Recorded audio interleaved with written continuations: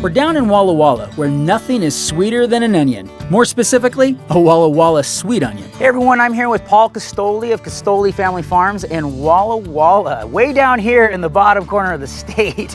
What is it about this region that makes growing Walla Walla sweet so special? Something with the soils and the climate, because you can take that seed and plant it other places and it won't be as sweet, or it won't be like your Walla Walla sweet that's raised here. It's gotta be from here. These onions are what overwintered. You usually plant them in early September, and they're pretty winter hardy. Just based on the looks of this field now, is this looking like a good year? Yes, they're sizing up nice. They'll put 3 buckets in one of these sacks. Gotcha. And then they'll just sit here to dry. If it's nice, like in the 80s and 90s, 3 to 4 days. We're the ones grabbing the bags. So we're lifting these 60-some pound sacks. This just seems like really grueling work. Is there any machination involved at all? The only mechanization is we use a tractor to undercut the onions to loosen the ground so they can pull the onions up easier. But the sweet onion is so soft and bruises so easy that we don't have a machine that would be able to handle them easy enough that you're not going to be bruising them. My grandpa bought this place in 1924, and the first sweet onion crop was in 1926. There's been continuous onions on this place since then. It's a long time for a little plot of earth to continue using onions. And how old were you when you started? Well, I had a regular job and decided to go back to farming, so I've been doing it since 1990. I understand that you have no problem just eating these things like an apple, is that correct? That's correct. I have to taste test our product to see how sweet they are. Right.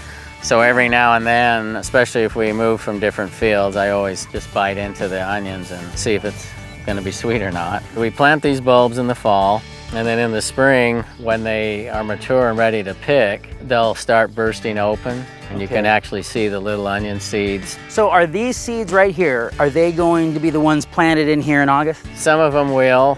If we have enough seed that carry over, we usually the best seed is usually second, third year seed that you keep stored. Now let's head over and help sort some onions at the sorting table. What are we looking for?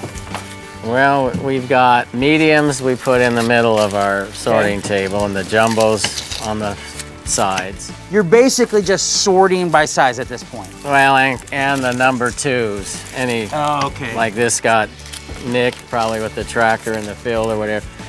And so we throw those out. Oh, I see. So then you guys have these bags here, right? Yes, and depending on our orders, these are all 50-pound bags at the moment. How many of these bins do you guys do in a day? We've done up to 14 with our little crew. Nice. A lot of it averages 9 or 10 bins a day.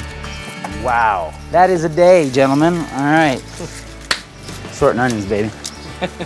Our sorting table like this allows us to touch every onion. A human is actually making sure that every one of these guys is quality before it goes in the bag. That's pretty special. Well, Paul, I want to thank you so much for doing what you do, raising incredible onions for the rest of us to enjoy.